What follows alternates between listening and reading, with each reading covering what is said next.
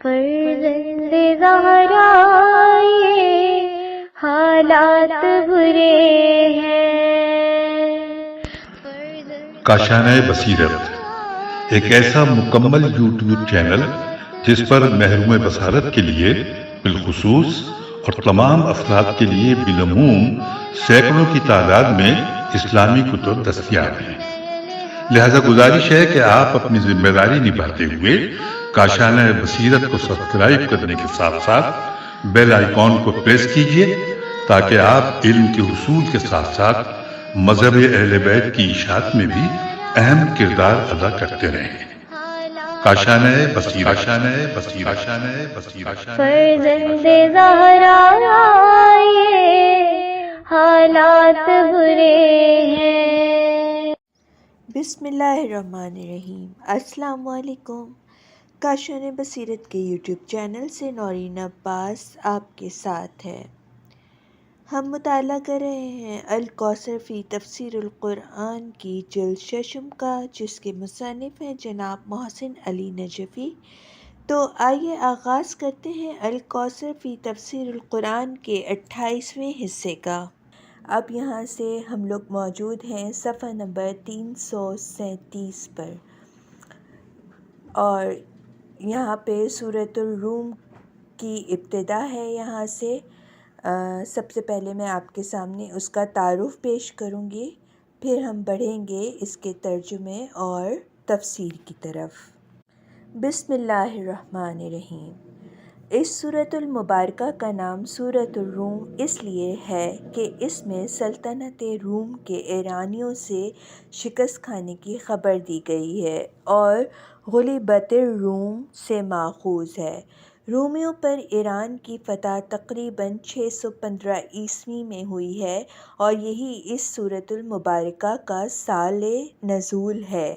اسی سال حبشہ کی طرف ہجرت واقع ہوئی ہے۔ یہ سورۃ المبارکہ بعض کے نزدیک 59 آیات پر مشتمل ہے، لیکن قرأت کوفی جو فی الواقع معلم قرآن حضرت علی کی قرأت ہے کے مطابق آیات کی تعداد 60 ہے۔ یہ سورت مکی ہے۔ بعض کے نزدیک آیت 17 فَسُبْحَانَ اللَّهِ حِینَ تُمْسُونَ مدنی ہے۔ مضامین: یہ سورۃ المبارکہ متعدد مضامین پر مشتمل ہے۔ نمبر 1، آنے والے 3 سے 9 سال کے دوران ایرانیوں پر رومیوں کے غالب آنے کی پیش گوئی۔ نمبر 2، تدبیر جہاں اور ربوبیت کے بارے میں چند ایک محسوس دلائل۔ نمبر 3، مشرکین کی رسوائی کے بارے میں چند ایک حقائق کی نشاندہی۔ نمبر 4، مومنین کے لیے فتح و نصرت کی نوید اور ضمانت۔ وَكَانَ حَقًّا عَلَيْنَا نَصْرُ الْمُؤْمِنِينَ۔ بسم اللہ الرحمن الرحیم۔ الف لام میم۔ بنام خدائے رحمان الرحیم۔ الف لام میم۔ حروف مقطعات کی تشریح اس سے پہلے ہو گئی ہے۔ غلبت الروم فی ادنی الارض وهم من بعد غلبهم سیغلبون فی بضع سنین للہ الامر من قبل ومن بعد ویومئذ یفرح المؤمنون بنصر اللہ ینصر من یشاء وہو العزیز الرحیم۔ رومی مغلوب ہو گئے قریبی ملک میں، اور وہ مغلوب ہونے کے بعد عنقریب غالب ہو جائیں گے۔ چند سالوں میں پہلے بھی اور بعد میں بھی اختیار کل اللہ کو حاصل ہے۔ اہل ایمان اس روز خوشیاں منائیں گے۔ اللہ کی مدد پر اللہ جسے چاہتا ہے نصرت عطا فرماتا ہے، اور وہ غالب آنے والا، رحم کرنے والا ہے۔ تفسیر آیات: نمبر 1، غلبت الروم۔ روم سے مراد قدیم رومن ایمپائرز کا وہ مشرقی حصہ ہے جو سن 395 میں اس سے کٹ کر خود ایک الگ سلطنت بن گیا۔ مسیحیوں کے قبضے میں یہ سلطنت 1454 تک رہی۔ اس کے بعد ترکوں کے قبضے میں آ گئی۔ اس کا دارالحکومت استنبول یا قسطنطنیہ تھا۔ اسی کا قدیم نام جدید روم بھی ہے۔ شام، فلسطین اور ایشیائے کوچک کے علاقے سب اسی میں شامل تھے۔ دریایادی سن 615 عیسوی میں ایرانی بادشاہ خسرو نے سلطنت روم کے شام اور فلسطین کے علاقوں پر حملہ کیا جو اس زمانے میں روم کے سلطنت کا حصہ تھا۔ اس حملے میں ایرانیوں کو فتح مل گئی۔ نمبر 2، فی ادنی الارض، قریبی سرزمین سے مراد بلاد شام ہے جو عرب علاقوں سے متصل تھا۔ واضح رہے اس زمانے میں بلاد شام عرب علاقے شمار نہیں ہوتے تھے۔ رومیوں پر ایرانیوں کا غلبہ 615 عیسوی میں پورا ہوا جو تقریباً 6 سال قبل از ہجرت ہے۔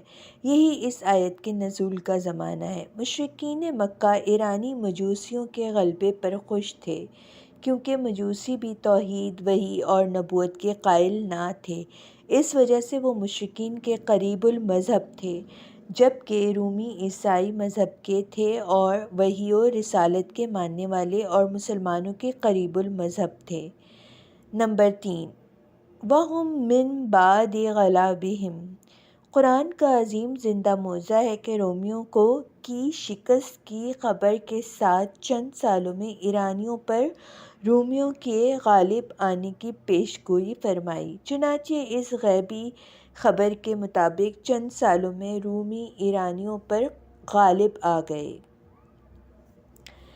نمبر 4، فی بضع سنین، اس پیش گوئی میں مدت کا تعین لفظ بضع کے ساتھ فرمایا کیونکہ بضع کا اطلاق 3 سے 9 تک کی تعداد پر ہوتا ہے جو کہ 624 عیسوی میں پوری ہو گئی اور رومیوں کو ایرانیوں پر فتح مل گئی۔ اسی سال جنگ بدر میں مسلمانوں کو عظیم فتح حاصل ہو گئی۔ نمبر 5، للہ الامر من قبل ومن بعد، حقیقت میں رومیوں کی فتح سے پہلے اور بعد اختیارات اللہ کے ہاتھ میں ہیں۔ اگر چاہے تو ایک فریق کو فتح دے، دوسرے کو شکست دے۔ یہ فتح و شکست اللہ کی مشیت کے تابع ہے اور ان پوشیدہ رازوں کے تحت جو ظاہر بینوں کی نظروں سے غائب ہیں۔ نمبر 6، وَيَوْمَئِذٍ يَفْرَحُ الْمُؤْمِنُونَ، جس دن رومیوں کو فتح ملے گی، اہل ایمان کو اللہ کی اس نصرت پر خوشی ہوگی اور مشرکین اس دن مایوس ہوں گے چونکہ وہ پہلے ایرانیوں کی فتح کو اپنی حقانیت کی دلیل سمجھتے تھے۔ وعد اللہ لا يخلف اللہ وعدہ ولكن اکثر الناس لا يعلمون، یہ اللہ کا وعدہ ہے، اللہ اپنے وعدے کے خلاف ورزی نہیں کرتا لیکن اکثر لوگ نہیں جانتے۔ تفسیر آیات۔ الف، اگر کسی عذر اور مجبوری کی وجہ سے وعدہ خلافی جائز ہوتی ہے تو یہ بات اللہ تعالیٰ کے بارے میں ممکن نہیں ہے، اللہ کو کوئی مجبوری پیش نہیں آتی۔ ب، نہ وعدہ خلافی میں اللہ کا کوئی مفاد ہوتا ہے اور وہ ہر مفاد سے بے نیاز ہے۔ ج، نیز اللہ نے وعدہ خلافی نہ کرنے کی خبر دی ہے، وہ اپنے اس قول میں صادق ہے۔ لیکن اکثر الناس لا یعلمون، اکثر لوگ وعدہ الہی کو عام وعدوں کی طرح سمجھتے ہیں، وہ درج بالا نکات کو نہیں سمجھتے۔ يعلمون ظاهرا من الحياة الدنيا وهم عن الآخرة هم غافلون، لوگ تو دنیا کی ظاہری زندگی کے بارے میں جانتے ہیں اور آخرت سے غافل ہیں۔ تفسیر آیات۔ یہ لوگ وعدہ الہی کے حتمی الوقوع ہونے کو نہیں جانتے۔ یہ لوگ عرفانی باتوں سے دور ہیں، وہ صرف اسی دنیا کی زندگی کی سطحی باتوں کو سمجھ سکتے ہیں جو ظاہری حواس اور نظر آنے والی زیب و زینت سے مربوط ہے۔ اس سے آگے وہ اس راز زندگی کو نہیں سمجھتے جو اس دنیاوی زندگی کو آخرت کی زندگی سے مربوط بنا دیتا ہے۔ اس دنیا کی وقتی زندگی سے ابدی زندگی حاصل کی جا سکتی ہے۔ اہم نکات: نمبر 1، فتح و شکست اللہ کے ہاتھ میں ہے۔ نمبر 2، وعدہ الہی پر یقین رکھنا ہی ایمان ہے۔ نمبر 3، دنیاوی زندگی کا راز آخرت کی زندگی کو آباد کرنے میں مضمر ہے۔ أولم يتفكروا في أنفسهم ما خلق الله السماوات والأرض وما بينهما إلا بالحق وأجل مسمى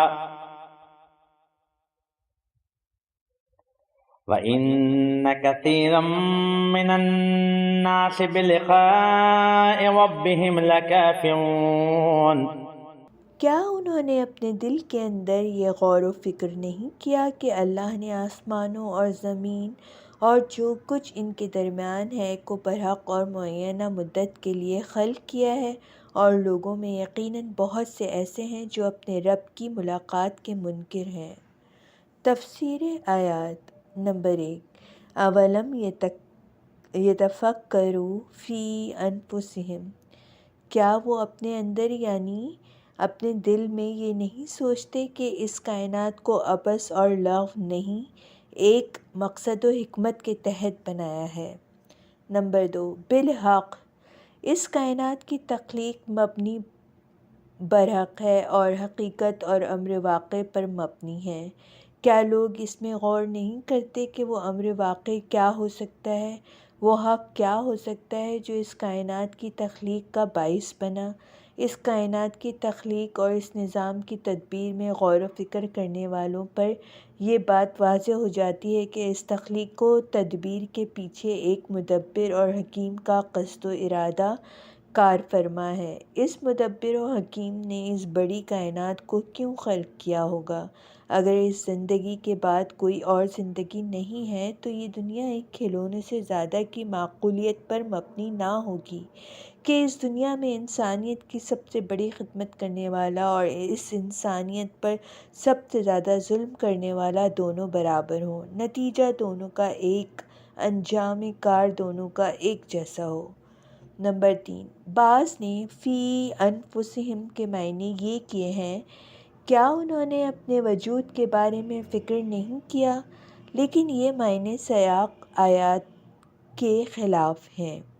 اگرچہ یہ بات اپنی جگہ درست ہے کہ اگر انسان خود اپنے بارے میں فکر کرے تو سمجھ جاتا ہے کہ انسان کو اللہ نے اس دنیاوی زندگی کے لیے نہیں بنایا۔ اگر ایسا ہوتا تو جس قدر اس زندگی کی آسائشیں اسے مل جاتی اسی قدر اسے زیادہ سکون مل جاتا، جبکہ ایسا نہیں ہے، بلکہ جس قدر کسی کے پاس یہ دنیا زیادہ آتی ہے وہ زیادہ بے سکون ہو جاتا ہے۔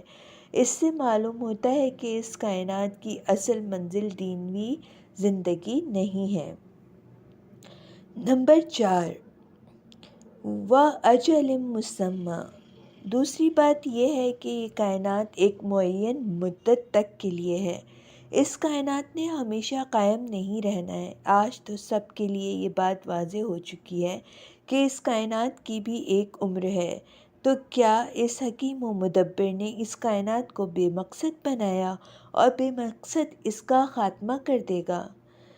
أَفَحَسِبْتُمْ أَنَّمَا خَلَقْنَاكُمْ عَبَثًا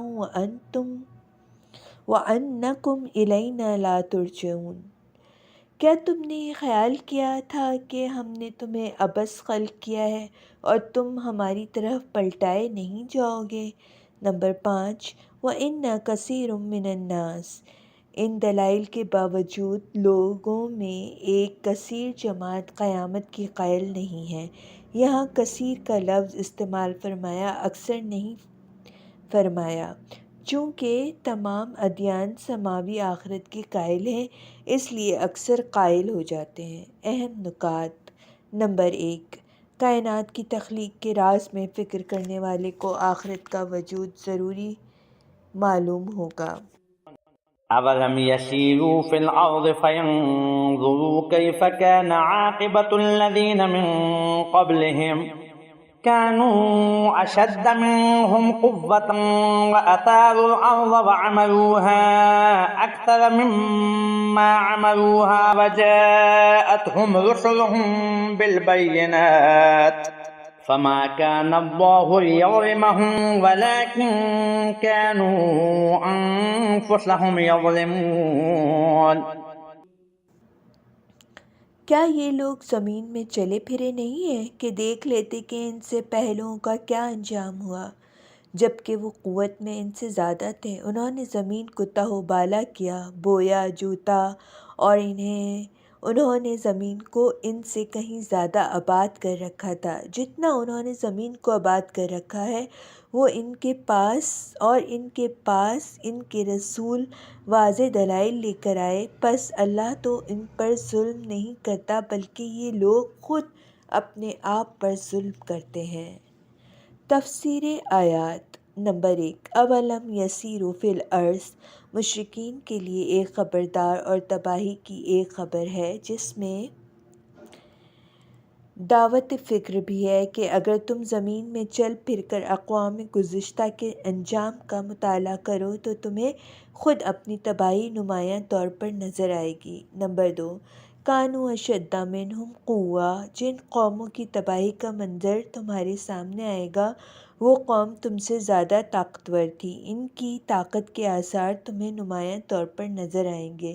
مشرکین مکہ کے پاس تو ان اقوام کی بنسبت کوئی طاقت موجود نہیں ہے۔ نمبر 3، وَأَثَارُوا الْأَرْضَ وَعَمَرُوهَا، اثاروا کے معنی تہو بالا کرنے کے ہیں، جو آباد کاری کے لیے استعمال کیا جاتا ہے۔ زمین کو تہو بالا کرنے میں زراعت بھی شامل ہے، نیز کان کنی اور نہریں بنانا بھی اسی میں شامل ہے۔ نمبر 4، اکثر مما عمروہا، ان تباہ اقوام نے زمین کو مکہ والوں سے زیادہ آباد کیا تھا، ان کی یہ آباد کاری ان کے کام نہ آئی، وہ تباہ ہو گئیں۔ ان اقوام کے مقابلے میں مکہ والوں کی تو کوئی حیثیت نہیں ہے۔ نمبر 5، وَجَاءَتْهُمْ رَسُولُهُم بِالْبَيِّنَاتِ، ان اقوام کی طرف ان کے رسول واضح دلیل لے کر آئے تو ان لوگوں نے ان رسولوں کی تکذیب کی۔ اس تکذیب کے نتیجے کے یہ خود ذمہ دار ہیں۔ اللہ لوگوں کو ان رسولوں کے ذریعے ہدایت دینا چاہتا تھا، ظلم کرنا نہیں چاہتا تھا۔ روایت ہے کہ حضرت علی نے اپنے فرزند سے فرمایا، اے بنی انی وَإِن لَمْ أَكُنْ أُمِرَ مَنْ كَانَ قَبْلِي فَقَدْ نَظَرْتُ فِي أَعْمَالِهِمْ وَفَكَرْتُ فِي أَخْبَارِهِمْ وَسِرْتُ فِي آثَارِهِمْ حَتَّى عُدْتُ كَأَحَدِهِمْ بَلْ كَأَنِّي بِمَنْ تَحِي إِلَيَّ مِنْ أُمُورِهِمْ قَدْ أُمِّرَتْ مَعَ أَوَّلِهِمْ إِلَى آخِرِهِمْ۔ ترجمہ: اے فرزند، اگرچہ میں نے اتنی عمر نہیں پائی جتنی اگلے لوگوں کی ہوا کرتی تھی، پھر بھی میں نے ان کی کارگزاریوں کو دیکھا، ان کے حالات و واقعات میں غور کیا اور ان کے چھوڑے ہوئے نشانات میں سیر و سیاحت کی، یہاں تک کہ گویا میں بھی انہی میں کا ایک ہو چکا ہوں۔ بلکہ ان سب کے حالات و معمولات جو مجھ تک پہنچ گئے ہیں، ان کی وجہ سے ایسا ہے کہ گویا میں نے ان کے اول سے لے کر آخر تک کے ساتھ زندگی گزاری ہے۔ اہم نکات: نمبر 1، تاریخی تحولات ناقابل تغیر قانون کی حیثیت رکھتے ہیں، ان سے عبرت حاصل کرنی چاہیے۔ ثم كان عاقبة الذين أساءوا السوء أن كذبوا بآيات الله وكانوا بها يستهزئون۔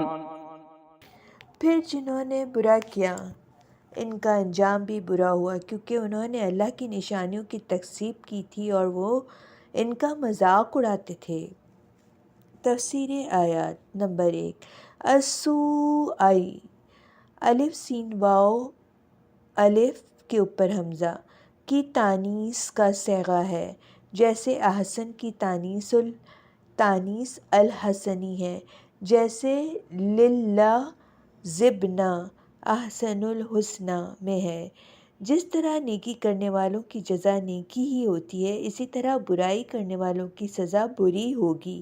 جس طرح سورہ یونس کی آیت میں الحسنہ سے مراد ثواب و جزا لی جاتی ہے اور عاقبت بھی مراد لی جاتی ہے، اس طرح یہاں بھی السوء سے مراد سزا بھی لی جاتی ہے اور عاقبت بھی۔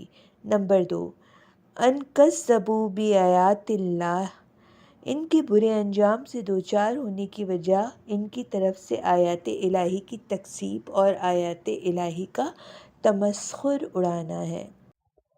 اللہ یبدأ الخلق ثم یعیدہ ثم الیہ ترجعون۔ اللہ خلقت کی ابتدا فرماتا ہے، پھر وہی اس کا اعادہ فرماتا ہے، پھر تم اسی کی طرف پلٹائے جاؤ گے۔ تفسیر آیات، اللہ کے لیے جب خلقت کی ابتدا مشکل نہیں ہے تو اس کا اعادہ کیسے مشکل ہوگا؟ اعادہ تو ابتدا سے زیادہ آسان ہے۔ سورہ یونس 4 سے 34، النمل عنکبوت 19 میں مزید تشریح ملاحظہ فرمائیں۔ وَيَوْمَ تَقُومُ السَّاعَةُ يُبْلِسُ الْمُجْرِمُونَ وَلَمْ يَكُنْ لَهُم مِّن شُرَكَائِهِمْ شُفَعَاءُ وَكَانُوا بِشُرَكَائِهِمْ كَافِرِينَ۔ اور جس روز قیامت برپا ہوگی مجرمین نا امید ہوں گے اور ان کے بنائے ہوئے شریکوں میں سے کوئی ان کا سفارشی نہ ہوگا اور وہ اپنے شریکوں کے منکر ہو جائیں گے۔ تفسیر آیات نمبر 1، جب قیامت برپا ہوگی، پردے ہٹ چکے ہوں گے، حقائق سامنے آ چکے ہوں گے، تو ان کی سمجھ میں یہ بات آ جائے گی کہ ہمارے لیے یہاں کوئی سہارا نہیں ہے، نجات کی کوئی امید نہیں ہے۔ نمبر 2، رہے وہ شریک جن کی یہ لوگ دنیا میں پرستش کرتے رہے ہیں، وہ بھی ان کے کسی کام نہیں آئیں گے۔ نمبر 3، وَكَانُوا بِشُرَكَائِهِمْ كَافِرِينَ، حقائق فاش ہونے پر یہ بات بھی منکشف ہو جائے گی کہ ان بتوں کی پرستش کرنا واہمہ پرستی تھی، اس لیے ان شریکوں سے کسی مدد کی امید کا تو سوال پیدا نہیں ہوتا، بلکہ سرے سے ان کے منکر ہو جائیں گے کہ یہ ہمارے معبود نہیں ہیں۔ وَيَوْمَ تَقُومُ السَّاعَةُ يَوْمَئِذٍ يَتَفَرَّقُونَ فَأَمَّا الَّذِينَ آمَنُوا وَعَمِلُوا الصَّالِحَاتِ فَهُمْ فِي رَوْضَةٍ يُحْبَرُونَ وَأَمَّا الَّذِينَ كَفَرُوا وَكَذَّبُوا بِآيَاتِنَا وَلِقَاءِ الْآخِرَةِ فَأُولَئِكَ فِي الْعَذَابِ مُحْضَرُونَ۔ اور جس دن قیامت برپا ہوگی، اس دن لوگ گروہوں میں تقسیم ہو جائیں گے، پھر جنہوں نے ایمان قبول کیا اور نیک اعمال انجام دیے وہ جنت میں خوشحال ہوں گے، اور جنہوں نے کفر کیا اور ہماری نشانیوں اور آخرت کی ملاقات کی تکذیب کی وہ عذاب میں پیش کیے جائیں گے۔ تشریح کلمات، روضۃً، یہاں بریکٹ موجود ہے جس میں 3 لفظ ہیں، رے واو ضاد بریکٹ بند، الف لام رے واو ضاد۔ الروض، اصل میں اس جگہ کو کہتے ہیں جہاں پانی جمع ہو اور سرسبز بھی ہو۔ یحبرون،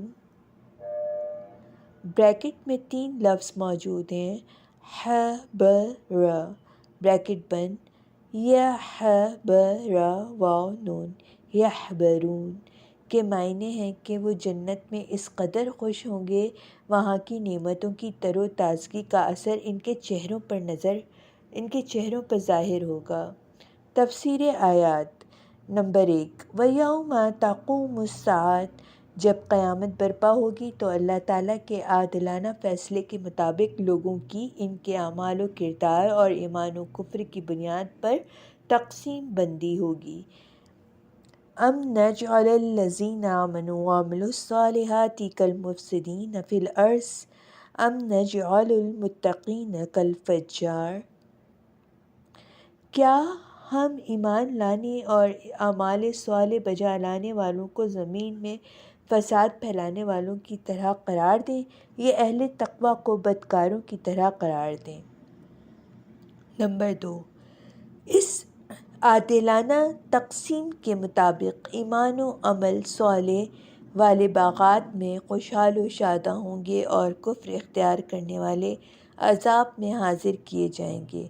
محضرون اور یحبرون کی تعبیر ہی میں وہ اشارہ موجود ہے کہ ایمان اور کفر والوں کا انجام کس قدر مختلف ہے کہ ایمان والے خوشحال و شاداں ہوں گے جبکہ کفر اختیار کرنے والوں کو عذاب کے لیے جبراً پیش کیا جائے گا۔ فسبحان اللہ حین تمسون وحین تصبحون وَلَهُ الْحَمْدُ فِي السَّمَاوَاتِ وَالْأَرْضِ وَعَشِيًّا وَحِينَ تُظْهِرُونَ، پس اللہ کی ذات پاک و منزہ ہے جب تم شام کرتے ہو اور جب تم صبح کرتے ہو۔ ثنائے کامل اللہ کے لیے ہے آسمانوں اور زمین میں تیسرے پہر کو اور جب تم ظہر کرو۔ تفسیر آیات نمبر 1 فسبحان اللہ یہ تنزیہی کلمہ ہے، تے نون زے یہ ہے چھوٹی ہے، تنزیہی کلمہ ہے اس بات سے جو مشرکین اللہ تعالیٰ کی طرف نسبت دیتے ہیں کہ اللہ مردوں کو کیسے زندہ کرتا ہے، یعنی اللہ تعالیٰ پاک و منزہ ہے اس عجز و ناتوانی سے جس کی نسبت مشرکین دیتے ہیں۔ لفظ سبحان قرآن میں ہمیشہ اسی معنی میں استعمال ہوا ہے اور اہل لغت نے بھی تصریح کی ہے، العین میں آیا ہے سبحان اللہ تنزیہ اللہ عن کل ما لا یبغی ان یوصف بہ۔ سبحان اللہ کا مطلب ہے اللہ کو پاک و منزہ قرار دینا ہے اور اس بات سے جس سے اللہ کا متصف ہونا درست نہیں ہے، میم تے صاد فے متصف ہونا درست نہیں ہے۔ سبحان جیسے سبحانہ و تعالی عما یشرکون، وہ پاک اور بالا تر ہے اس شرک سے جو یہ کرتے ہیں۔ جب تسبیح کا حکم دینا مقصود ہو تو فرماتا ہے وَسَبَّحَ بِحَمْدِ رَبِّكَ حِینَ تَقُومُ، جب آپ اٹھیں تو آپ اپنے رب کی ثنا کے ساتھ تسبیح کریں۔ نمبر 2 حِینَ تُمْسُونَ یہ جملہ ثُمَّ إِلَیْہِ تُرْجَعُونَ کے ساتھ مربوط ہے، یعنی پھر تم اسی کی طرف پلٹائے جاؤ گے۔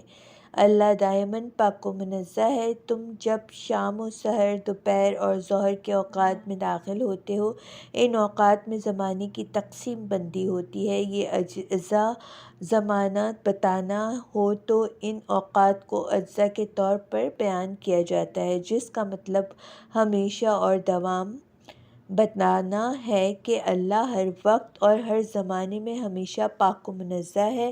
اکثر مفسرین یہ موقف اختیار کرتے ہیں کہ اس آیت میں نماز کے اوقات کی طرف اشارہ ہے اور سبحان سے مراد سبحو ہے، یعنی ان اوقات میں تسبیح پڑھا کرو، نماز پڑھو، جبکہ سبحان سبح اللہ کے معنی میں نہیں آیا کرتا، اس کی کوئی مثال نہیں ہے اور آیت میں 4 اوقات کا ذکر ہے، نماز کے اوقات 5 ہیں، لہٰذا ان اوقات سے مراد نماز کے اوقات نہیں ہیں بلکہ مطلق تسبیح کا حکم ہے، نماز بھی تسبیح ہے جو اس میں شامل ہے۔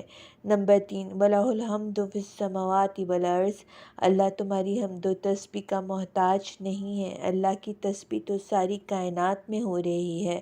تسبحون اور تسہرون کے درمیان یہ جملہ معترضہ ہے۔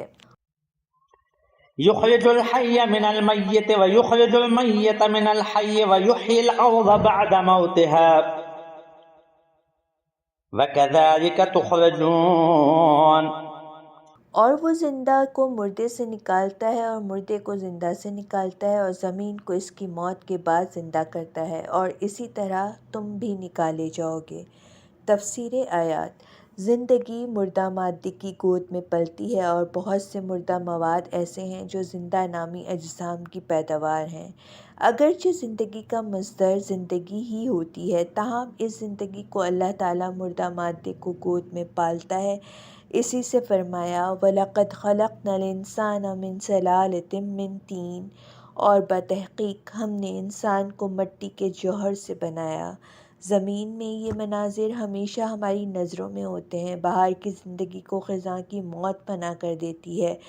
ہرا بھرا کھیت یکایک خاک میں تبدیل ہو جاتا ہے، اور پھر اس خاک سے حیات نو بڑی تیزی کے ساتھ سر اٹھاتی ہے۔ وَكَذَلِكَ تُخْرَجُونَ، تم بھی جب خاک کے ذروں میں تبدیل ہو جاؤ گے، ان ذرات کو جمع کر کے دوبارہ اٹھانا اسی طرح ہوگا جس کا مظاہرہ تم روز دیکھتے ہو۔ ومن آياته أن خلقكم من تراب ثم إذا أنتم بشر تنتشرون، اور یہ اس کی نشانیوں میں سے ہے کہ اس نے تمہیں مٹی سے بنایا، پھر تم انسان ہو کر زمین میں پھیل رہے ہو۔ تفسیر آیات۔ بے جان عناصر عرضی سے ایک عقل و شعور کا مالک پیدا کرنا کیا اللہ کی قدرت کاملہ کی دلیل نہیں ہے کہ وہ انسانوں کے مرنے کے بعد بھی ایسا کر سکتا ہے؟ اس آیت کے مخاطب مشرکین ہیں۔ وہ اللہ کے خالق ہونے کے قائل تھے، وہ حیات بعدس موت کے قائل نہ تھے۔ اس آیت میں فرمایا کہ اللہ کی قدرت کاملہ پر دلائل میں سے ایک دلیل یہ ہے کہ اللہ مردہ خاک سے انسان کو پیدا کر سکتا ہے، اسی انسان کے خاک ہونے کے بعد اسے دوبارہ بھی پیدا کر سکتا ہے۔ ومن آياته أن خلق لكم من أنفسكم أزواجا لتسكنوا إليها وجعل بينكم مودة ورحمة إن في ذلك لآيات لقوم يتفكرون، اور یہ اس کی نشانیوں میں سے ہے کہ اس نے تمہارے لیے تمہاری ہم جنس سے ازواج پیدا کیے تاکہ تم ان سے سکون حاصل کرو، اور اس نے تمہارے مابین محبت اور مہربانی پیدا کی۔ غور و فکر کرنے والوں کے لیے یقیناً ان میں نشانیاں ہیں۔ تفسیر آیات۔ نمبر 1، وَمِنْ آیَاتِهِ، اللہ تعالیٰ کی قدرت کاملہ کے دلائل میں سے ایک دلیل کا بیان ہے، یا یہ کہ اللہ تعالیٰ کی ربوبیت اور مدریت کے دلائل میں سے ایک دلیل ہے۔ نمبر 2، ان خلق لکم من انفسکم، اللہ نے خود تمہاری نوع یعنی خود انسان سے تمہارے لیے ازواج بنائے۔ انسان اپنے ہم نوع انسان سے مانوس ہوتا ہے۔ نمبر 3، لِتَسْكُنُوا إِلَيْهَا، تاکہ تم ان سے سکون حاصل کرو۔ اگر زوجہ نوع انسان نہ ہوتی تو وہ سکون حاصل نہ ہوتا جو انسان اور اپنی ہم نوع ہونے کی صورت میں حاصل ہوتا ہے۔ آیت کے اس جملے سے واضح ہوا کہ مرد زوجہ کے بغیر بے سکون ہے، ناقص ہے، اور ایک مضطرب الحال مخلوق کامل نہیں ہوتی۔ نمبر 3، وَجَعَلَ بَيْنَكُم مَّوَدَّةً وَرَحْمَةً، اللہ نے زوج و زوجہ کے درمیان محبت اور مہربانی پیدا کی۔ مجمع البیان میں آیا ہے مودت کے معنی محبت اور رحمہ کے معنی مہربانی و شفقت ہے۔ محبت کی وجہ سے یہ دونوں ایک دوسرے کے لیے کشش رکھتے اور قریب آ جاتے ہیں، اور رحمہ کی وجہ سے ایک دوسرے کی ضرورتوں کا خیال رکھتے ہیں۔ چونکہ شفقت و مہربانی کی نوبت ضرورت اور احتیاج کی صورت میں پیش آتی ہے، لہذا زوجین میں سے ہر ایک کو دوسرے کے لیے مہربان بنا دیا۔ نمبر 4، ان فی ذلک لآیات لقوم یتفکرون۔ صاحبان فکر کے لیے اس نظام زوجیت میں اللہ کی ربوبیت پر دلائل موجود ہیں۔ اول تو مرد و زن کی تخلیق میں توازن روز اول سے لے کر آج تک برقرار ہے، نہ عورتوں کے لیے مردوں کی قلت ہے، نہ مردوں کے لیے عورتوں کی قلت ہے۔ ثانیاً اللہ تعالیٰ نے ان دونوں میں ایک دوسرے کے لیے کشش ودیت فرمائی کہ ایک دوسرے سے سکون مل جائے۔ سوم یہ کہ ان دونوں میں حاکم اور محکوم کا نہیں محبت و شفقت کا رابطہ قائم کیا۔ دونوں احترام آدمیت میں مساوی ہیں۔ اہم نکات: نمبر 1، زوجین کو جن خصلتوں کے ساتھ خلق فرمایا ان میں بقائے نوع انسانی کی ضمانت ہے، اس لیے خلق تدبیر سے جدا نہیں ہے۔ ومن آیاته خلق السماوات والأرض واختلاف ألسنتكم وألوانكم إن في ذلك لآيات للعالمين۔